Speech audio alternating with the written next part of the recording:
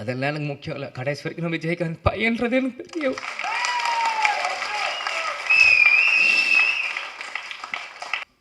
தமிழ்நாடு ஒரு நல்ல தலைவரை இழந்தது.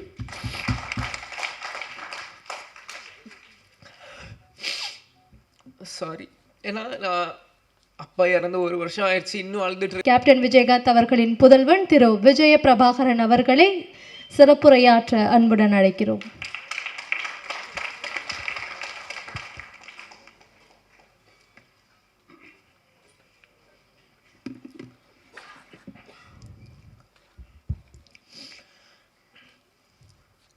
அனைவருக்கும் வணக்கம். கேப்டன் பிரபாகர் இந்த படம் பார்த்தீங்கன்னா உண்மையிலேயே ஒரு தமிழ் சினிமாவில் ஒரு எவர்கிரீன் படம். இன்றைக்கும் ஒரு அசைக்க முடியாத ஒரு டைட்டில். இந்த இந்த இந்த இந்த க்ரூ இருக்காங்கன்னா அது மிகையாகாது. அன்றைக்கி கேப்டனும் சரி, பப்பானா லைக் ராவுத்தர் சாரை வந்து நான் சின்ன வயசுலேருந்து பப்பா அப்படின்னு கூப்பிடுவேன். அது ஏன்னு எனக்கும் தெரியாது, அது பப்பான்னு தான் அவரை நான் கூப்பிடுவேன். அது பாப்பான்றது வந்து சின்ன வயசில் பப்பாவாக மாறிடுச்சு, எனக்கு தெரியல. அதனால் அதை அப்பான்னு தான் அவரை நான் கூப்பிடுவேன். ஸோ கேப்டனும் ராவுத்தர் பாப்பாவும் 2 பேரும் ஒரு மிகப்பெரிய ஒரு படத்தை உருவாக்குறதுக்கு முக்கியமான காரணமாக இருந்த செல்வமணி சாரும் இந்த நேரத்தில் நான் சொல்லிக்கிறேன். இந்த கேப்டன் பிரபாகரன் நீங்கள் பார்த்தீங்கன்னா இது கேப்டனோட 100வது படம். ஆனால் கேப்டன் மறைந்து ரீரிலீஸ் ஆகி இது கேப்டனோட முதல் படமாக நம்ம எல்லாருமே அதை கொண்டாடணும். கேப்டன் நடித்தது 156 படம், அதில் 100வது படம் கேப்டன் பிரபாகரன் தான் இது முதல் படம். இதே மாதிரி இன்னும் அவர் நடித்த 150 படத்துக்கு மேலேயும் இனி ஒரு வருஷம் அதை ரீரிலீஸ் பண்ணி இப்போ இருக்க யங்ஸ்டர்ஸ்க்கும் இப்போ இருக்க ஜென்ரேஷன், அது மாதிரி ஜென்சி கிட்ஸ் அப்படின்னு சொல்கிற மாதிரி இப்போ இருக்க ஜென்ரேஷன்ஸ்க்கு அன்றைக்கி கோல்டன் பீரியடில் சினிமா இன்றைக்கி வந்து டிஜிட்டலாக இருக்குது. அன்றைக்கி ரீல் காலத்தில் ரீல்ஸ் செல்வமணி சார் சொன்ன மாதிரி அன்றைக்கி எப்படிலாம் கஷ்டப்பட்டு இந்த மாதிரி ஒரு படைப்பை உருவாக்குனாங்களோ இன்னி இருக்க ஜென்ரேஷன்ஸ்க்கும் ஃபிலிம் இன்ஸ்டியூட் ஸ்டூடெண்ட்ஸ்க்கும் இது ஒரு கேஸ் ஸ்டடி மாதிரி இந்த படங்கள் ரீரிலீஸ் பண்ணும்போது தான் அப்பற்பட்ட 80s 90s அந்த இருக்க டைரக்டர்ஸ் ப்ரொடியூசர்ஸில் எப்படிலாம் கஷ்டப்பட்டு ஒரு படத்தை எடுத்தாங்களோ இப்போ இருக்க யங்ஸ்டர்ஸ்க்கு அது நிச்சயமாக அது புரியும். இன்றைக்கி இந்த கமலா சினிமாவிலேருந்து நம்ம பேசிகிட்டு இருக்கோம். வரும்போது முதல்ல அந்த கமலா தேட்டர் ஓனர் வந்து நீங்கள் வெல்கம் டு கமலா அப்படின்னு சொன்னார். சின்ன வயசுலேருந்து கேப்டன் படங்கள் எத்தனையோ படங்கள் கமலா தேட்டரில் விசில் அடித்து நான் பார்த்துருக்கேன். ஞாபகம் இந்த தேட்டர் எனக்கு கொடுக்குது. பிறகு ராவுத்தர் பப்பாவும் கேப்டனும் எப்படிலாம் ஒரு ஃப்ரெண்ட்ஷிப்பாக இருந்து பல படங்கள் அவங்க தயாரித்தாங்க. அதில் 60-70% எல்லாமே மிகப்பெரிய ஒரு ஹிட் அந்த படங்கள் எல்லாமே. அதே மாதிரி பார்த்தீங்கன்னா கேப்டன் பிரபாகர் டெக்னீஷியன்ஸ் அப்படின்னு பார்த்தீங்கன்னா இன்றைக்கி இவங்க எல்லாருமே சினிமாவின் ஜாம்பவான்களாக இருக்காங்க. நம்ம எல்லாருமே டைம் ட்ராவல் பண்ணி ஒரு 34 இயர்ஸ் முன்னாடி போவோம். இன்றைக்கி எப்படி அவங்களாம் அன்றைக்கி இருந்திருப்பாங்களோ இன்றைக்கி அதே வேகத்தை அதே உத்வேகத்தோடு தான் ஒவ்வொருத்தவங்க பேசும்போது அவங்க நான் கண்ணிலையும் அவங்க இதில் நான் பார்த்தேன். இன்றைக்கி ஏன்னா இந்த படத்தோட ஃபைட் மாஸ்டர் சுப்ரசுப்ரமணியம் சாராக இருக்கட்டும், கேமராமேன் ராஜராஜன் சாராக இருக்கட்டும், ஏன்னா எல்லாருமே எனக்கு சின்ன வயசுலேருந்து எனக்கு பரிச்சயம். எனக்கு எல்லாருமே தெரியும். கேப்டன் இங்கே இருக்க ஒவ்வொருத்தரும் மேடையில் இருக்காங்க. இந்த படத்துக்காக உழைச்ச ஒவ்வொருத்தையும் கேப்டன் எப்படியெல்லாம் அவங்கள வந்து இன்றைக்கி இவங்க எல்லாருமே கேப்டனை பற்றி புகழ்ந்து பேசுகிறாங்க. ஆனால் கேப்டன் ஒவ்வொரு நாள் ஷூட்டிங் முடித்து ஒவ்வொரு ஷார்ட்லேருந்தும் இன்றைக்கி எப்படி ஃபைட் நடந்து எங்களை எல்லாருமே கூப்பிட்டு எங்களுக்கு சொல்லுவார், அப்பா எப்படிலாம் இந்த படத்தை நாங்கள் பண்ணியிருக்கோம். ஏன்னா இன்றைக்கி மன்சூர் அலி சார் அண்ணன் சாராக இருக்கட்டும், இன்றைக்கி செல்வமணி சாராக இருக்கட்டும், லைக்கத் அலி அண்ணன் சாராக இருக்கட்டும், எல்லாருமே இன்றைக்கி என்னென்ன பேசுகிறாங்களோ இது எல்லாமே எனக்கு தெரியும். ஏன் இதை நான் சொல்கிறேன்னா அப்பா வந்து இது ஒன்றுமே எங்கள்கிட்ட வந்து சின்ன வயசில் எங்களை வந்து ஷேர் பண்ணுவார். எல்லாமே இன்றைக்கி ஷூட்டிங்கில் என்ன நடக்குது, இன்றைக்கி எப்படி அந்த ஷார்ட் இன்றைக்கி எப்படி நடந்தது அப்படின்ட்டு. ஸோ இது எனக்கு வந்து ஒரு டைம் ட்ராவல் ஆன மாதிரி தான் எனக்கு இருக்குது.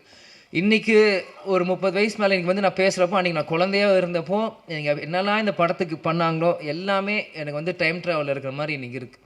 அன்றைக்கி இருந்த இளைஞர்கள் இன்றைக்கி ஜாம்பவான்களாக இருக்காங்க. இந்த பொறுப்பு இன்றைக்கி இருக்க இளைஞர்களுக்கு நம்ம வந்து இந்த படத்தை நம்ம தூக்கி கொண்டாடணும். இது நம்மளோட பொறுப்பு. ஏன்னா இப்படி இருக்கும்போது தான் இந்த மாதிரி பல படைப்புகள் இன்றைக்கி இருக்க யங்ஸ்டர்ஸ் பார்க்க முடியாத படங்கள் இன்றைக்கி திரும்பி வரும். இன்றைக்கி பார்த்தீங்கன்னா ஏன் இதை சொல்கிறேன்னா நம்ம டெக்னீஷியன்ஸ் நம்ம மேக்கப் மேன் ராஜாவனாக இருக்கட்டும், இன்றைக்கி நம்மளோட இல்லை நம்மளோட ராஜேந்திரன் காஸ்டியூமர் அவராக இருக்கட்டும், எல்லாருமே கேப்டனை ஒவ்வொரு விதமாக ரசித்து தான் இன்றைக்கி கேப்டனாக இன்றைக்கி ஒரு 150 படம் பண்ணியிருக்காங்கன்னா இங்கே இருக்க ஒவ்வொருத்துக்குமானவர் எல்லாரும் கடமையிலும் பொறுப்பும் இருக்குது.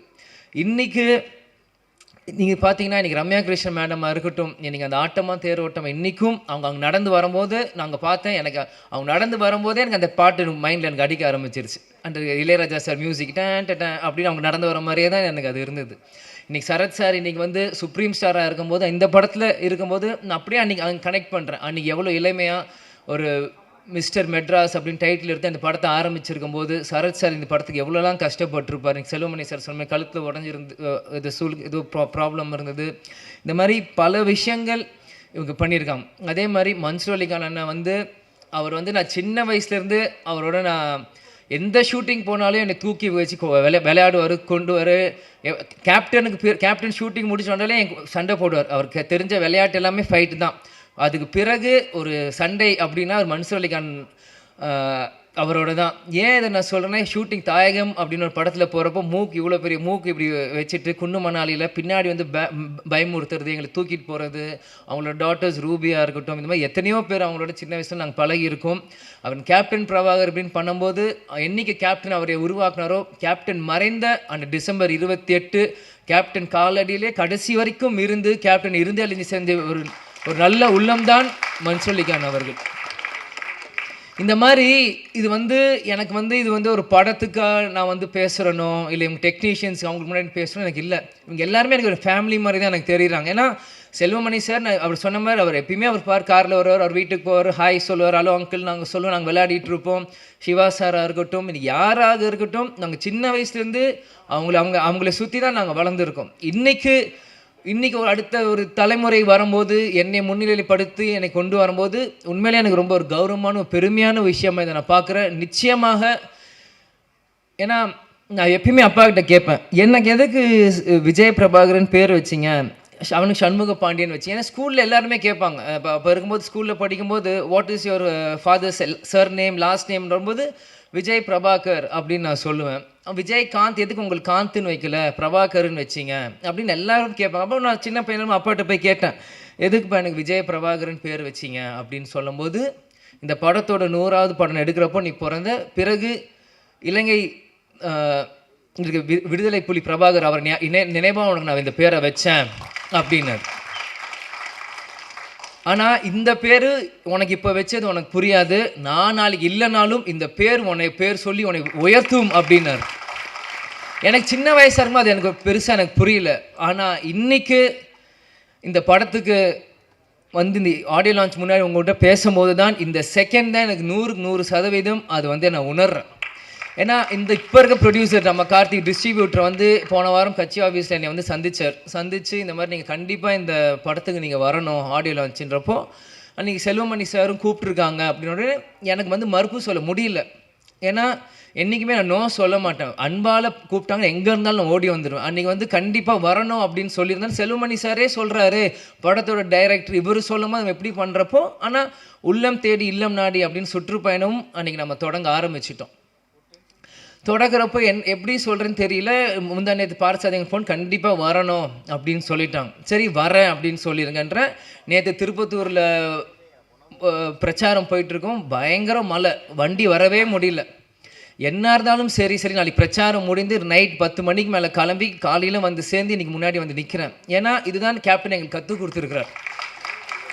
நீ நம்ம குடும்ப விழாவுக்கு போறியோ இல்லையோன்னு கவலை இல்லை, உன்னை அன்பால் கூப்பிட்டா நம்ம கட்சிக்காரங்களும் சரி சினிமாக்காரங்க யார் கூப்பிட்டா அந்த செகண்ட் போய் நிற்கணும்ன்ட்டு ஒரு வார்த்தை கொடுத்துட்டோன்னா அங்கே போய் நிற்கணும். இதுதான் சொல்லுவார், துளசி கூட வாசம் மாறினாலும் மாறும், ஆனால் தவசி புல்லாக வார்த்தை மாறக்கூடாதுன்னா அது இது ஒரு முன்னுதாரணம். இதுக்காக இந்த 35 வருஷத்துக்கு பிறகும் இந்த படம் வந்து இங்கே ரிலீஸ் ஆகுதுன்னா கண்டிப்பாக அப்பா எனக்கு அந்த பேர் வச்சிருக்காரு. இந்த படத்தை கொண்டாட இன்றைக்கி லட்சக்கணக்கான தமிழர்கள் இன்றைக்கி உலகம் முழுவதும் இருக்காங்க. இந்த இடத்தில் நான் இன்றைக்கி கேப்டன் இல்லை, அன்றைக்கி நான் பிறந்தேன், ஆனால் இன்றைக்கி அப்பா நம்ம கூட இல்லை. இருந்தாலும் நம்ம அந்த இடத்துல போய் நிற்கணும், கேப்டனுக்கு பதிலாக நம்ம அங்கே போய் இருக்கணும். இந்த படத்தை கேப்டன் இல்லாட்டியும் எங்கள் அப்பாவை இந்த விஜய் பிரபாகர் நான் கொண்டாடணும் இந்த யூனிட்டோட சேர்ந்து இன்றைக்கி நான் வந்து இருக்கேன். அம்மா கூட சொன்னாங்க, எதுக்கு ஷம்மு தான் சென்னையில் இருக்கா போட்டேன். இல்லை நான் போகிறேன், நான் வரேன்னு சொல்லிட்டு நான் போகிறேன், எவ்வளோ தூரமாக இருந்தாலும் சரி நான் வரேன். முடிச்சுட்டு நாளைக்கு காலை நான் திரும்பியும் வந்து சுற்றுப்பயணம் நான் கலந்துக்கிறேன். ஆனால் இன்றைக்கி மற்ற எந்த படம்னா கூட நான் யோசிச்சிருப்பேன். ஆனால் இந்த டைட்டில் இந்த கேப்டன் பிரபாருக்கு இந்த விஜய் பிரபார் கண்டிப்பாக வரணும், அப்பா இல்லாத நேரத்தில் இந்த விஜய் பிரபார் கண்டிப்பாக இங்கே இருக்கணும் அப்படின்னு சொல்லி வந்து இந்த விழாவில் நான் பங்கேற்றதுக்கு எனக்கு உண்மையிலே ரொம்ப சந்தோஷமாகவும் பெருமையாகவும் இருக்குது. நான் வாழ்ந்த இந்த வாழ்க்கைக்கு முதல் பலன் நான் அடைஞ்சிட்டேன் அப்படின்னு தான் நான் நினைக்கிறேன். ஏன்னா சின்ன வயசுலேருந்து எல்லாருமே என்னை வந்து பிரபாகரன் பிரபாகரன் பிரபாகரன்ற போது நீ அந்த படத்தப்போ பிறந்த அப்பாங்க இல்லை இல்லை நான் எமோஷன் ஆகக்கூடாதுன்னு தான் இருக்கேன்.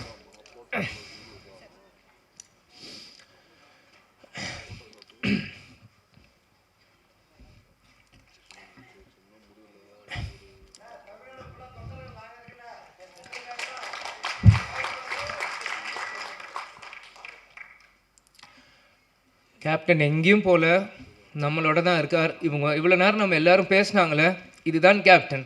கேப்டன் எல்லார் உள்ளத்துலேயும் இருக்கார்.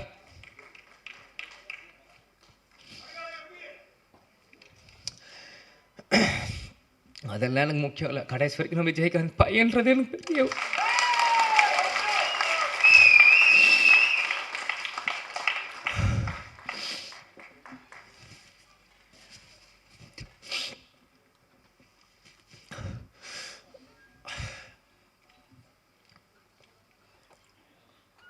ஏன்னா சிங்கம் புலி என்ன சொன்ன மாதிரி தான்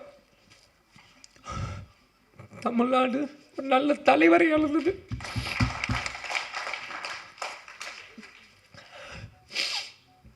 சாரி, ஏன்னா நான் அப்பா இறந்து 1 வருஷம் ஆயிடுச்சு, இன்னும் அழுதுட்டு இருக்காங்க. நிறைய பேர் கிண்டல் பண்ணுறான். இந்த உயிர் கடைசி செகண்ட் உலகத்தில் இருக்க என் அப்பாவை நினச்சிட்டே தான் இருப்பேன். எங்கள் அப்பாவை நினச்சி தினந்தோறும் நான் அழுவேன். அது எந்த அசிங்கமும் இல்லை, எந்த கோலத்தனமும் இல்லை. ஏன்னா நான் தோல்வியை நினச்ச அழுகலை, என்னை சூழ்ச்சியில் தோக்கடிக்கணும்னு அழுகலை. எங்கள் அப்பாவை நினச்சி எங்கள் அப்பாவை மிஸ் பண்ணுறேன், நான் அழுவேன். அதுக்கு எந்த இதுவும் இல்லை. நிச்சயம் கேப்டனோட பிளெஸ்ஸிங் இந்த படத்துக்கு இருக்கும்.